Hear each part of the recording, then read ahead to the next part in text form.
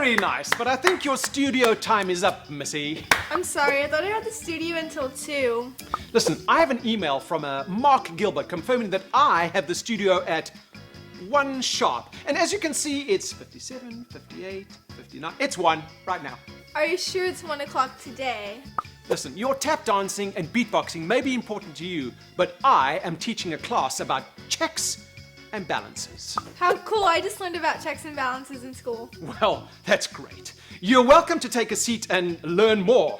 You see, children, checks and balances is a process during legislative meetings where one is charged with counting and making sure all the check marks add up to the total amount of the people in Congress. That doesn't seem right to me, and that's not what I learned in class. The framers of the Constitution created 3 branches of government: the executive, legislative, and judicial branches. And they built a system of checks and balances in the Constitution. This way, no one branch of government could become too powerful. Well, goodness gracious me. So what you're saying is that the government is set up so no one branch has all the power. Exactly, you got it. Each branch is kept in check by the other 2 in several ways. First, the president may veto a bill passed by Congress. Congress can override that veto with a vote of 2/3 of both houses. Another example is that the Supreme Court can declare that a bill passed by Congress and signed into law by the president unconstitutional. That power is balanced by the fact that members of the Supreme Court are appointed by the president, and the appointed must be approved by a majority of the Senate. Exactly, that's precisely what I said from the get-go. Each branch of the government is kept in check by the other 2 branches in several different ways. Exactly, you got it. Each branch can exercise checks or controls over the other branches.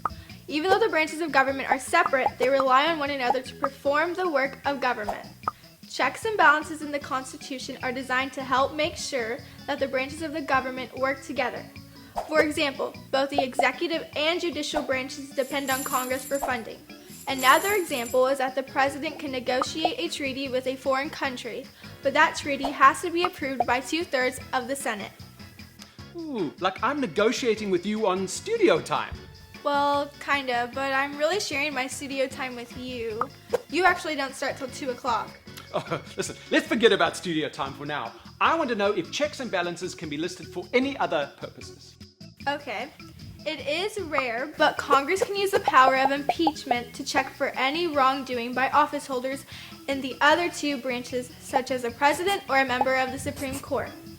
Really? So Congress can remove the president or a justice from office? Yep, that is right. It is a 2-stage process that begins in the House of Representatives with an inquiry to see if there is wrongdoing. If the House finds wrongdoing by a majority vote, then the Senate tries the official. If he or she is convicted in the Senate by 2/3 vote, then he or she is removed from office. I must say, you made that sound pretty easy. Thanks.